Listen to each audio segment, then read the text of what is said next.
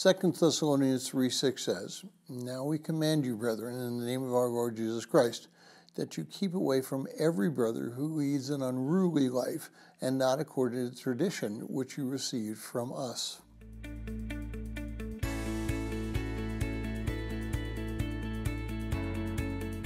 Well, if you're joining us in reading through this 6-day reading plan, today's reading is 2 Thessalonians chapters 1 through 3, and I encourage you to read that passage. Well, today I'd like to speak about a word that is not used very much in Protestant circles, and that word is tradition. Sometimes we tend to treat this word with suspicion rather than a questioning mind. And what is the difference between suspicion and a questioning mind? Suspicion is when you think something may be bad and you're wary of it. A questioning mind is simply that you ask questions about something that is being done or the meaning of some kind of word or action. In a sense, it's a neutral word rather than a negative thought. So let's talk a little bit about tradition. All churches, all congregations have traditions.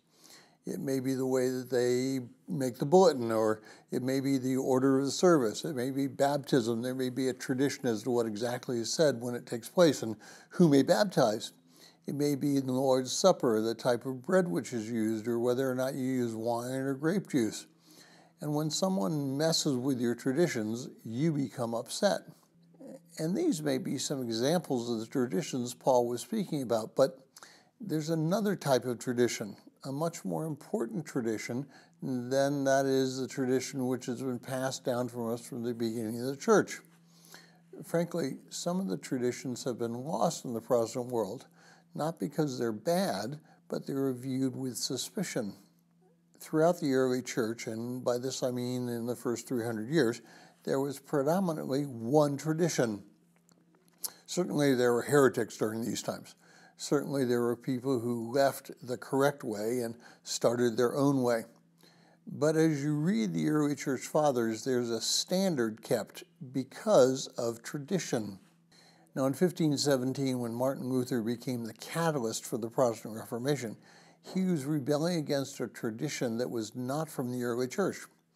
He was rebelling against a man-made tradition that was not designed for salvation, but rather it was designed for the enhancement of the church. In 1054, there was a split in the church. There was one church in the beginning, and in 1054, the Roman Catholic Church and the Eastern Orthodox Church disagreed with one another concerning several theological issues. The Eastern Orthodox Church maintained a much closer understanding of biblical truth. The Catholic Church became embroiled with self-aggrandizement.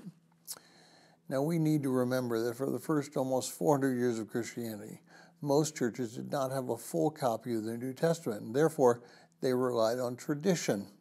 And this tradition stayed consistent until the East and the West both believed that they held the truth. Now, we need to be careful about what we believe. We must maintain tradition as it comes down from the early church.